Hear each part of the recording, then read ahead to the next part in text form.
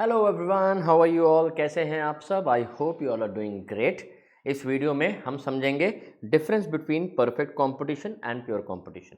आपको याद होगा पिछले वीडियो में परफेक्ट कंपटीशन में we did all the features of perfect competition. क्या क्या फीचर्स थे? Large number of buyers and sellers, एक बार मैं रिपीट कर दे रहा हूँ, large number of buyers and sellers, homogeneous product, freedom of entry and exit, selling cost, absence of transportation cost, buy and sell. अब हम लोग आते हैं कि ये परफेक्ट कंपटीशन और प्योर कंपटीशन में क्या डिफरेंस है। डिफरेंस बहुत ही सिंपल है। परफेक्ट कंपटीशन थोड़ा वाइडर कंसेप्ट है और प्योर कंपटीशन थोड़ा नैरो कंसेप्ट है। किसी भी मार्केट में अगर ये तीन फीचर हों, सिर्फ कौन कौन से?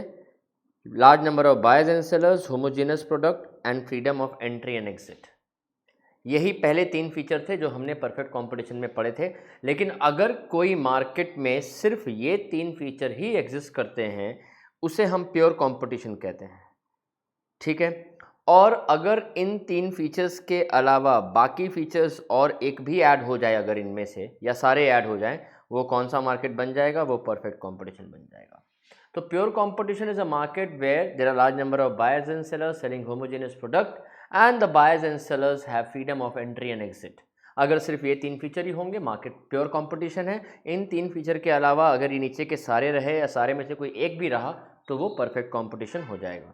सो I hope this is clear to all. ठीक है।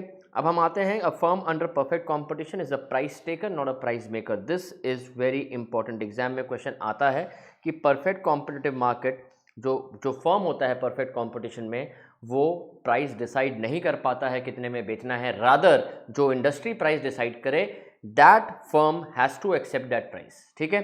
तो क्यों वो प्राइस टेकर है, प्राइस मेकर क्यों नहीं है? Right. So under perfect competition, there are large number of firms producing homogeneous commodity. An individual firm in such market cannot affect the price of the commodity. Price is fixed by the forces of demand and market supply.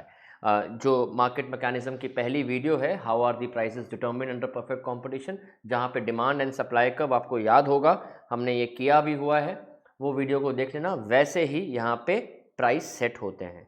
अब reason जानते हैं कि क्यों firm has to accept the price जो industry set करता है। पहला, number of firms. There are large number of buyers and large number of sellers.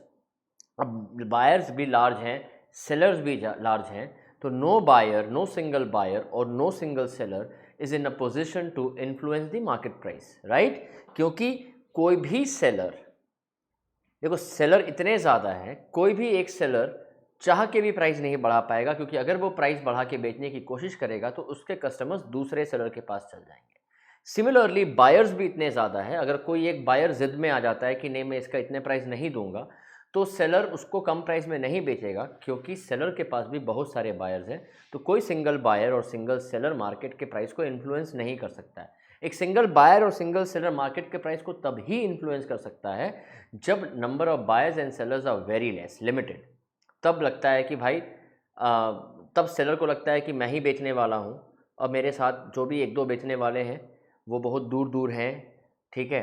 तो क्या है, उस केस में सेलर अपने प्राइस को इन्फ्लुएंस कर सकता है। सिमिलरली अगर बायर भी एक ही हो या दो तीन बायर ही हो, एक बायर भी अगर जिद पे आ जाए कि मैं इतने हाई प्राइस नहीं पे करूँगा, सेलर के पास ऑप्शन नहीं होता है प्राइस कम करने के अलावा, बिकॉज सेलर को पता है कि अगर ये एक बायर चला गया तो मेरा बहुत बड़ा लॉस होगा, क्योंकि ऑलरेडी लिमिटेड बायर्स हैं। मैंने एग्जांपल दिया था पिछले वीडियोस में, जो डिफेंस इक्विपमेंट है, डिफेंस रिलेटेड प्रोडक्ट्स हैं, वो गवर्नमेंट ऑफ इंडिया खरीदता, तो उस केस में बायर सिर्फ एक ही है।